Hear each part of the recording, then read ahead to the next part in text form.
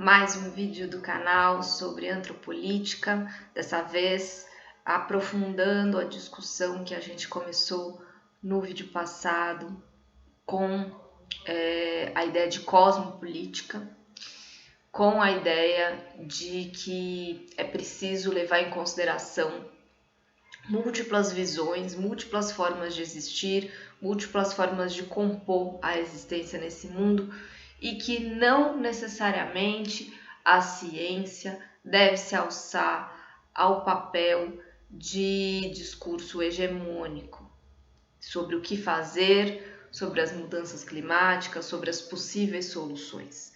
Na verdade, a gente tem que pensar numa comunalidade, a gente tem que construir essa comunalidade em conjunto com outros povos, com outras formas de existir, e isso perpassa também um reconhecimento de que a própria ciência exerceu durante muito tempo e até agora continua exercendo muitas vezes este papel hegemônico, este papel que nega, né, o seu privilégio, mas que na verdade existe, né, o privilégio da ciência à verdade.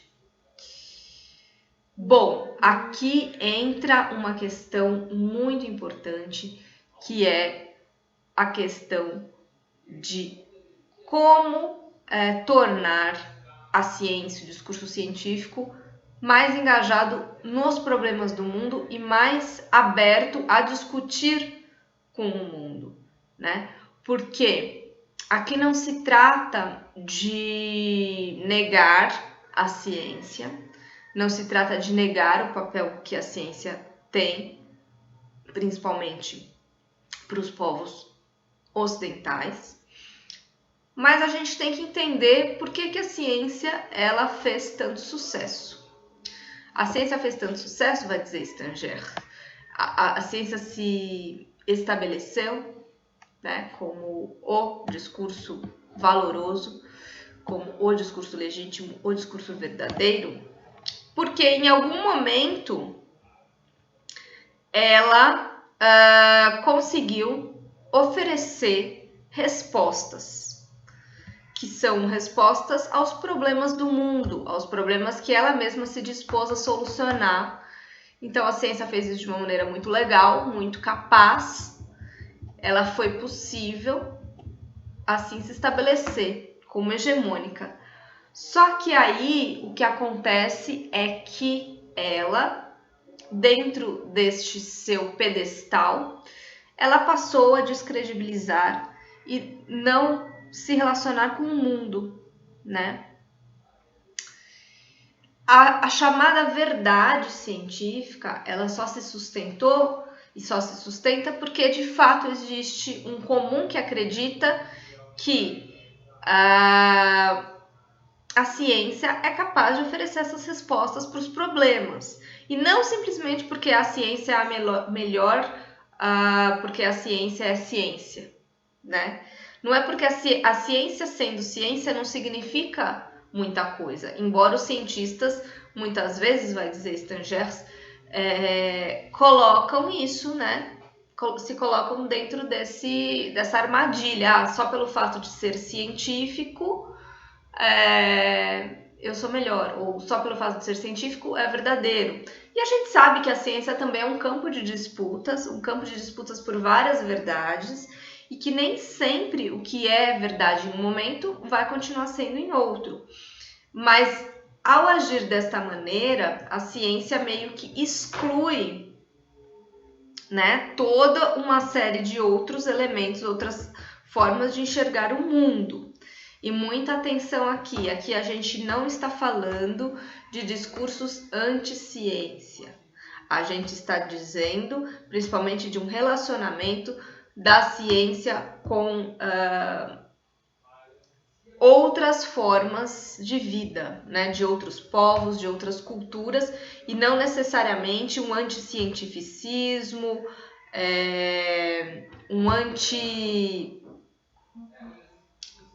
uma descredibilização, uma crítica dentro do próprio Ocidente à ciência, né? Movimentos terraplanistas, movimentos antivacina, eles surgem do seio da própria sociedade ocidental, eles não surgem de fora, e muitas vezes eles até se apropriam de coisas de fora, mas eles são ocidentais, né? Agora, por que isso aconteceu? Por que é que a gente hoje tem gente duvidando de que o planeta está em risco, de que realmente há aquecimento global? Por que isto, de fato, tem mobilizado muitas audiências, né, que têm negado as mudanças climáticas, inclusive se valendo de argumentos, pegando pedaços de argumentos científicos e misturando com outras coisas e chamando isso também de ciência, né? Aí sim a gente tem que se voltar para tudo que a ciência foi capaz de fazer e aquilo que ela também não foi capaz de fazer, né?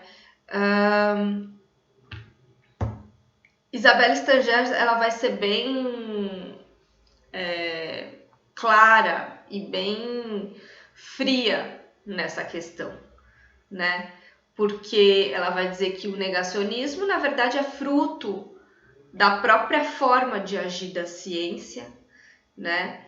Que em determinado momento a ciência se afastou da sociedade e não conseguiu dialogar com ela, não conseguiu ter confiança em mostrar de fato que, olha, tem problemas no mundo e a gente está aqui, os cientistas, para pensar sobre esses problemas e dialogar com as pessoas do mundo. Assim, a ciência se afastou, a ciência se isolou, né? E nisso ela perdeu a confiança, né? Porque também vieram outras fontes de conhecimento, vieram outros movimentos hegemônicos, veio a pós-verdade. Então, para Stangers, toda esse negacionismo climático também pode ser visto dentro deste prisma, né, que a ciência ela mesma se colocou nesse pedestal de verdade irrevogável, incontestável, de capaz de resolver todos os problemas do mundo, mas ela não conseguiu engajar a população. Ela não conseguiu produzir coisas com essas pessoas, né? Mostrar que todos nós podemos ter um pensamento científico, pensar cientificamente, mostrar como o pensamento científico pode ser interessante para pensar problemas, resolver problemas. Então agora a gente percebe que muita gente não acredita na ciência, muita gente está indo por outros meios, né, e está até questionando demais, o que é saudável por um lado, né, o que não é saudável é uma, digamos assim, ditadura algorítmica de elementos de pós-verdade. Mas para Stangers seria interessante, então, a ciência criar outros meios para provar o seu valor, para reconquistar a confiança da população, da sociedade, e é uma oportunidade de se repensar a própria ideia de verdade que ela ajudou a calcar assim tão próxima, né, da sua reivindicação de privilégios, que está ali em pé de igualdade. Se é ciência, é verdade, e tudo que não é ciência é mentira. A forma como a ciência fez isso, né, descredibilizando saberes tradicionais, descredibilizando povos de outras culturas que enxergam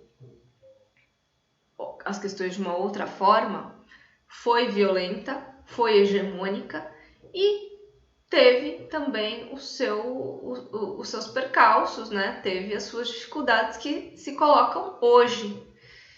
Então, nesse momento, a gente está, de fato, se questionando o quanto a gente precisa, de fato, desse discurso de ciência, né? Para falar, então a ciência tem aquecimento global, a ciência está provando que tem um aquecimento global, temos que acreditar nisso e o resto é mentira.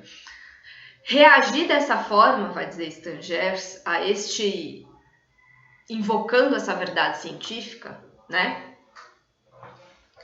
De novo, é colocar a ciência numa posição de autoridade incontestável, né? Na verdade, o que a gente precisa fazer é reconfigurar a noção de verdade.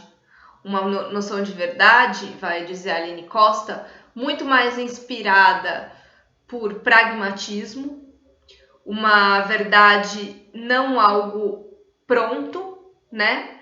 Mas que se sustenta na medida em que está ali no mundo, está instaurada no mundo, ela não prejudica as outras verdades previamente estabelecidas, coisa que, por exemplo, o negacionismo faz, ele bagunça todas as verdades pré-estabelecidas, e um critério que também se mostra verificável por algo que parece consistente, né? Isso ela pega de William James, esse tipo de articulação. E, na verdade, então, mais do que uma verdade universal, eterna, que não se afeta com as transformações do mundo, a verdade como o pragmatismo concebe uma produção do mundo em meio a uma série de transformações que passa. Então, vamos considerar o aquecimento global, vamos entender a Terra, Gaia, como essa série de camadas que estão em movimentação, que estão em interação. Ótimo. Então, nesse sentido, aí sim a gente pode entender que tem uma possibilidade de verdade aí, né? A gente vai trabalhar com diferentes elementos do nosso senso de realidade e permitir, então, que essas mudanças sejam lidas como algo que pode dialogar com as outras verdades previamente estabelecidas. Sendo assim, o mais interessante que a gente tem para dizer sobre essa questão é que existe de fato, é como se a gente de fato tivesse perdido. Não sei se um dia a gente teve, mas parte-se da ideia de uma perda de uma prática comum, de uma vida pública comum, de um mundo compartilhado de referências. Que não é isso, a ciência como apenas verdade científica, ela não vai se sustentar sozinha se ela não compartilhar uma série de referências, de práticas, como se fosse mesmo de um imaginário comum com a população. Para compor isso, a gente percebe como exige, né, um trabalho prático de a ciência sair desse isolamento das universidades, sair desse isolamento dos laboratórios e, de fato, se colocar, né, nos problemas do mundo, se colocar nos problemas sociais, se colocar junto a outras populações, né? Ao invés de presumir que é todo mundo um bando de ignorante, que ninguém sabe nada e eu sei tudo, em vez de presumir que a ciência que vai salvar o mundo da ignorância, né? Então, é bem nesse sentido de pensar um comum, né? Uma comunalidade, uma construção coletiva de práticas, de transformações, né? E talvez fazendo isso, né? Se afastando um pouco dessa noção de neutralidade, que também é uma falácia, né? A ciência, ela trabalha junto a determinados interesses, ela tem que se responsabilizar pelos efeitos que as suas práticas podem acarretar, né? Para as diferentes formas de existência. Então, ao fazer isso, talvez a ciência consiga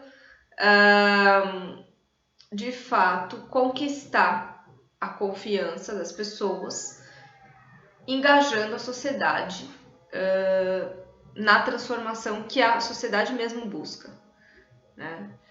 Juntar as duas coisas não parece uma situação fácil, né? Porque tudo hoje culmina para um isolamento ainda maior da ciência.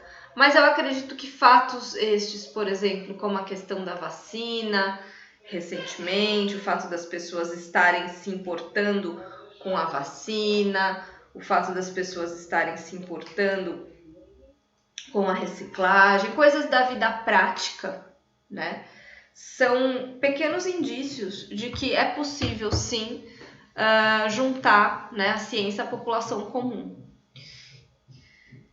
Enfim, para os próximos vídeos, pretendo dar continuidade a este assunto, que não é um assunto muito fácil de digerir, né? Até porque coloca em xeque a nossa própria formação científica, no sentido de problematizar uma série de questões, mas eu acho válido. E, enfim, acho que isso pode ser também um gancho para a gente trazer aí novamente a discussão sobre outras agências, outras formas de existência, que passam meio que esquecidas, que passam meio que ignoradas pelo discurso base, né, de uma ciência verdadeira.